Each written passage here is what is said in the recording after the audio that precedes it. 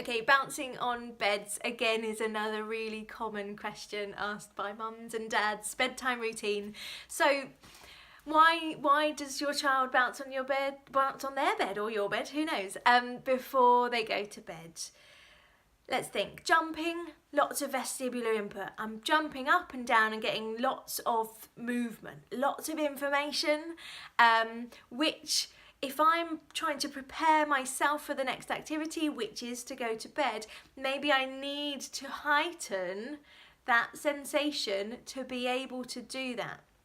Don't necessarily think that they're doing it to distract from going to bed or to become then excitable to not go to sleep. For some people, it's simply the way that they need to receive information so that then they can start to organise what they're doing next. So they're starting to understand and tell themselves, right, this is the routine, this is what I'm doing now, and what I'm doing now is going to bed. So vestibular input, jumping, lots of proprioceptive body awareness as well, feedback from my joints and my muscles to tell me where my body is, especially if we see some rolling as well. Rolling around is really going to give us lots of core body awareness, but also upper body awareness as well. So those are both seeking sensations, aren't they? They're both hypo. Someone's trying to give themselves more information. Might be tactile, so again, jumping on a bed, maybe it's the feeling, trying to receive more tactile sensations. And like I said about proprioception, if they're rolling, then they're going to be giving themselves even more tactile sensations.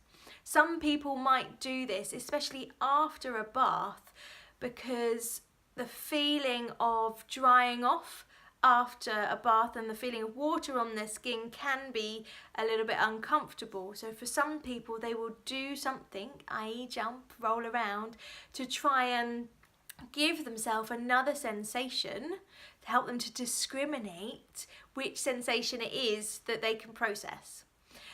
Again, a type of sensory processing difficulty doesn't have to be modulation, so the amount of information someone receives.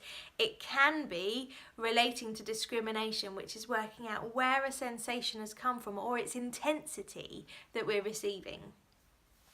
And then the last one might be visual. So again, if we're receiving vestibular input by jumping up and down, I'm also giving myself a lot of visual input.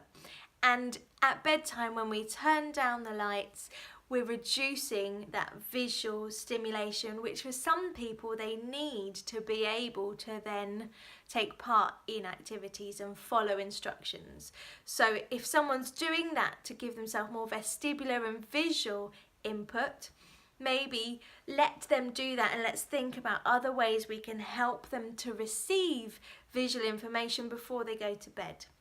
I know some children who have projectors, and they have projectors of stars on the ceiling, and simply by being able to look up at their ceiling and watch the stars and the movement's giving them that vestibular and visual sensations. It's really calming, and then they fall asleep.